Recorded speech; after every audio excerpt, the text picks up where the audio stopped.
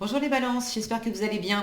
On va découvrir ensemble vos énergies pour la semaine du 18 au 24 octobre. Gardez bien à l'esprit comme d'habitude que ce sont des énergies générales, c'est comme une sorte de météo et vous seul décidez de ce que vous en faites. Donc prenez uniquement ce qui résonne pour vous dans ce tirage et le reste vous laissez. Je vous invite également à consulter les vidéos de votre ascendant et des autres signes de votre thème astral pour compléter ces informations. Ici, l'énergie avec laquelle vous entrez dans la semaine, ce que vous voulez cette semaine, comment vous vous sentez, la force qui vous soutient, le challenge à relever, le résultat global de votre semaine et quelques messages conseils pour finir. Les jeux que j'utilise sont le tarot d'Alice au Pays des Merveilles et le pouvoir du lâcher-prise. Alors, qu'est-ce qu'on a? L'As de bâton, le 3 de denier, le 6 de bâton, le cavalier de coupe, le page de coupe et le roi de denier. Chouette tirage. Chouette tirage. Bon, allez, on démarre la semaine avec un as de bâton. Une nouvelle opportunité, une nouvelle envie, une nouvelle détermination, peut-être une nouvelle rencontre pour certains, certaines. Un as de bâton avec un cavalier de coupe, j'ai même le page de coupe aussi. J'ai un 6 de bâton qui me parle de victoire. Bon, il peut y avoir clairement une nouvelle rencontre. Alors, nouvelle rencontre amoureuse, avec l'as de bâton, on est quand même dans le désir, d'accord? Donc, c'est pas nécessairement non plus que de la rencontre amoureuse, ça peut être un crush, comme on dit, pour quelqu'un et une attirance qui peut être plus physique qu'autre chose. Si on n'est pas dans le registre sentimental, ça peut être une nouvelle envie une nouvelle passion pour un boulot, pour un partenariat, pour un hobby, bref, mais il y a vraiment quelque chose qui vous anime. Qui vous anime. Ce que vous voulez, 3 de denier, vous voulez du partenariat, vous voulez de la co-création, vous voulez pas faire les choses tout seul, toute seule. 3 de denier, on est dans le partage alors le partage de ressources financières, matérielles, le partage de ressources aussi en termes de valeurs, de compétences, d'expérience, de temps, d'énergie aussi. Vous voulez vraiment faire les choses à plusieurs, vous voulez faire pousser quelque chose à plusieurs. Alors ça peut être envie de créer un partenariat professionnel, on est dans les deniers, dans la matière, dans l'argent. Ça peut être aussi créer un projet, avoir des activités, partager des activités avec quelqu'un, c'est pas incompatible avec le domaine amoureux. D'ailleurs, si c'est pas une rencontre, pour ceux qui sont déjà en couple, j'essaye de balayer un peu toutes les possibilités parce que voilà, tout le monde n'est pas célibataire non plus. Pour ceux qui sont déjà en couple depuis longtemps, il peut y avoir un regain, une envie, un regain, un coup de cœur aussi avec votre partenaire de vie et une envie justement de partager ensemble, de monter un nouveau projet, de préparer peut-être un nouveau voyage ou les prochaines vacances ou une activité que vous allez faire ensemble. Bref, mais il y a vraiment cette envie de faire à plusieurs, de co-créer et d'être... là, on est dans des rapports gagnant-gagnant avec le 3 de denier. Une envie d'équilibre avec les autres. Et c'est tout à fait raccord avec votre état d'esprit. 6 de bâton.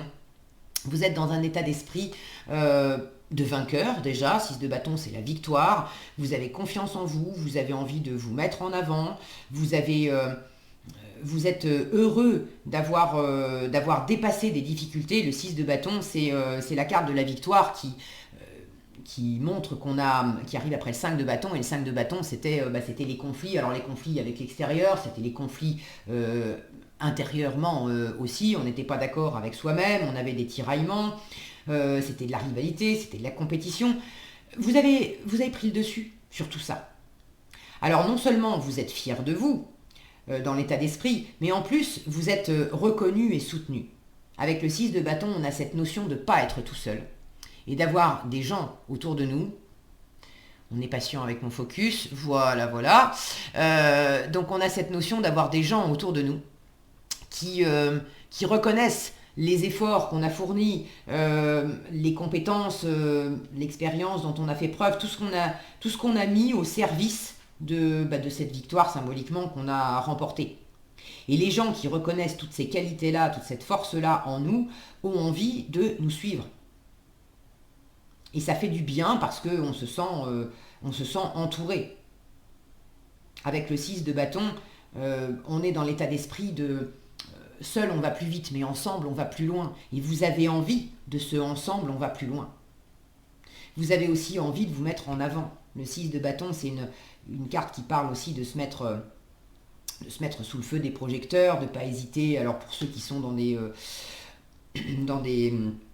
professions ou des projets artistiques ou qui impliquent dans un projet de groupe, il ne s'agit pas de prendre les rênes pour jouer au chef, en fait. Parce que vous avez quand même envie de cette co-création, donc vous n'avez pas nécessairement envie d'être le chef, la chef. Mais il y a quand même un côté leadership là-dedans. D'ailleurs, je retrouve un roi de denier qui peut symboliser le patron de boîte. C'est un baptiseur, le roi de denier. Je le retrouve en issue de tirage, donc il y a quelque chose quand même de très assis en vous cette semaine, les balances, qui fait que même si vous n'avez pas envie de prendre les rênes et le rôle de celui, de celle qui guide les autres, il y a une forme de charisme, de confiance, d'assise naturelle qui fait que les autres ont envie de vous suivre. Là, il ne s'agit pas de donner des ordres, mais il y a vous avez une prestance, une assise qui fait que vous inspirez confiance. Vous n'imposez rien, mais il y a des gens qui reconnaissent vraiment vos qualités. Le roi de denier, c'est aussi, symboliquement, c'est le père de famille, qui est bienveillant et qui est très fort dans la matière. C'est un super investisseur, le roi de denier. Lui, quand on lui donne 10 euros, il les fait fructifier et puis il en ramène 100, il en ramène 1000. Il met toujours du pain sur la table. C'est celui qui veille à ce que sa famille manque de rien. C'est le patron qui veille à ce que ses salariés soient contents, soient bien payés. C'est vraiment cette énergie-là. Et puis en termes d'investissement, que ça soit un investissement matériel, financier, ou le fait de s'investir dans une histoire d'amour, ou une histoire d'amitié, ou familiale, peu importe, c'est un bon investisseur dans le sens où, peu importe ce qu'il investit, que ce soit de l'énergie, de l'amour, il veut un retour sur investissement. Il veut que ça soit nourrissant pour lui, il veut que ça soit nourrissant pour les autres. Et ça, ces qualités-là, elles sont vues, elles sont reconnues, elles sont validées et approuvées par votre entourage, et ça se fait tout seul. On vous suit, on vous accorde de la confiance. On sait qu'auprès de vous, on va être bien traité, on va être dans l'équilibre. En plus, les balances, elles sont friandes d'équilibre et de justice. Donc là, l'environnement vous suit et vous fait confiance. Alors, cet environnement, cavalier de coupe, page de coupe, ça peut être quelqu'un dans l'environnement qui vous fait une offre. Ça peut être une offre sentimentale, ça peut être une offre qui n'est pas amoureuse, sentimentale, mais une offre qui fait plaisir. C'est est-ce que voilà, j'ai envie de je t'offre ma compagnie, je t'offre mes compétences, tu as ce projet, tu as envie de développer quelque chose, moi j'aimerais bien te suivre, j'aimerais bien faire avec toi. Donc ça peut être l'environnement qui vous propose quelque chose. Ça peut être vous qui êtes animé dans votre cœur, qui avez quelque chose à offrir. Là, de toute façon, on vous invite à rester dans le cœur, dans le plaisir, à suivre le cœur. En revanche, en challenge, le page de coupe, cette petite énergie timide. Et en force, le cavalier de coupe, qui est déjà plus assuré. Et puis lui, c'est un cavalier, donc c'est un messager. Il communique, il parle. Alors que le page de coupe, il peut facilement avoir des sentiments, avoir une envie, et puis rester silencieux, à pas oser dire qu'il a envie, à pas oser dire qu'il est amoureux, à pas oser inviter la personne pour qui il flash à prendre un café. Bon, là, on vous invite à dire ce que vous avez sur le cœur.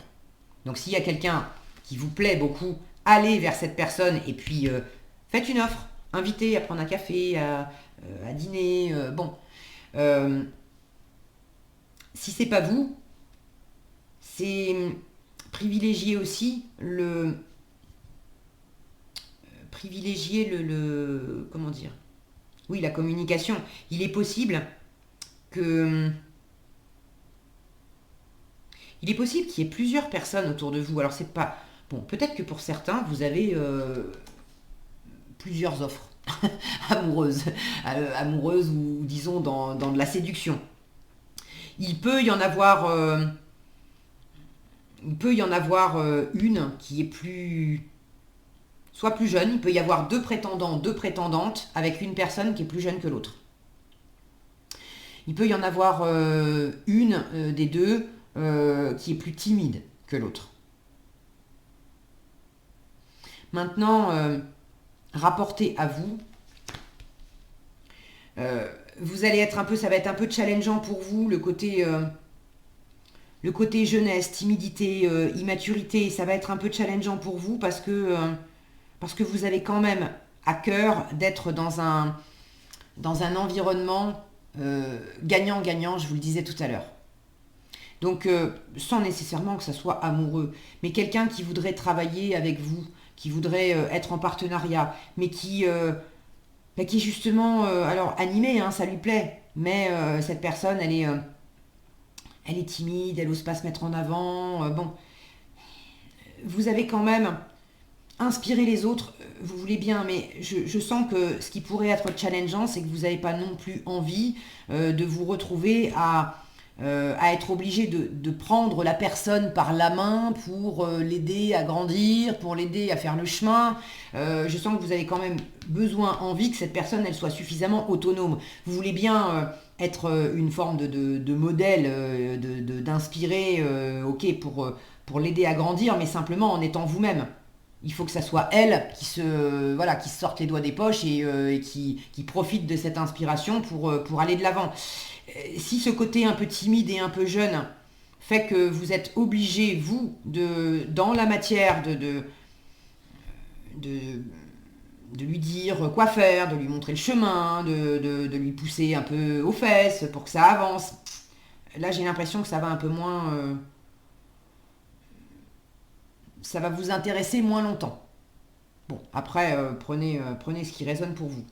Maintenant, rapportez à vous, dans ce qui vous plaît et dans ce que vous avez envie de développer, qu'il s'agisse de rencontres amoureuses ou de projets professionnels ou de projets de vie, bon, peu importe. De toute façon, l'idée, c'est quand même, on fait des trucs ensemble et on s'éclate. C'est le mot d'ordre cette semaine.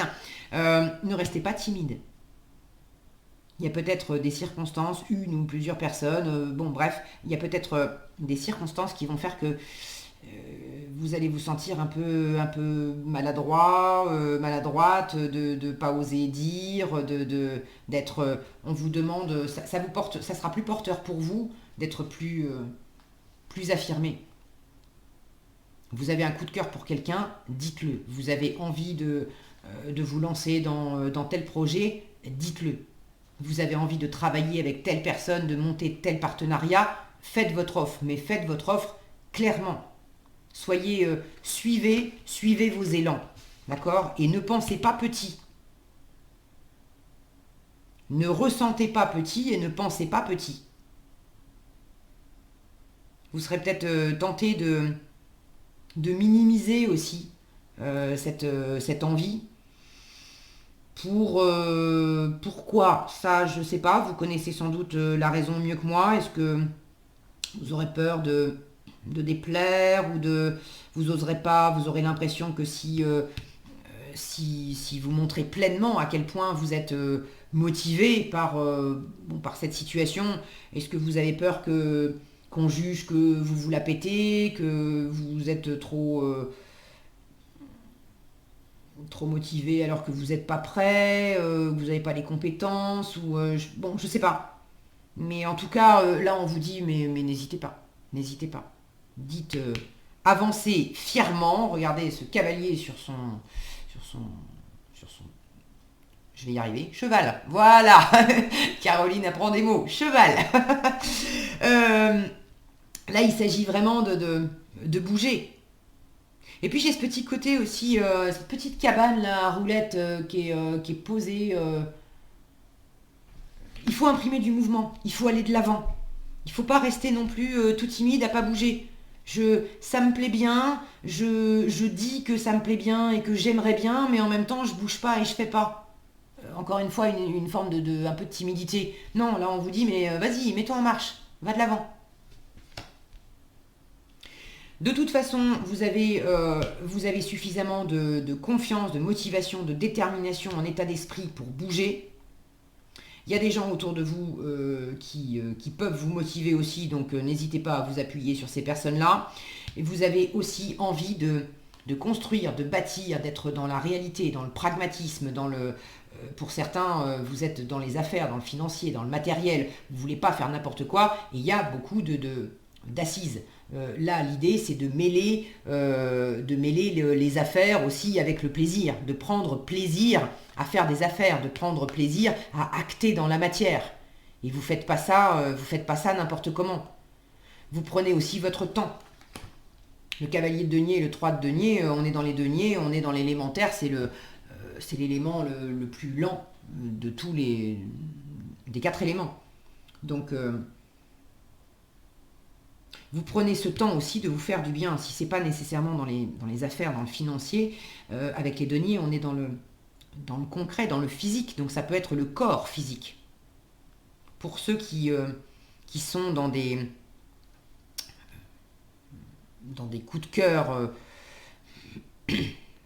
amoureux, mais le côté passionné, physique, charnel est impliqué quand même.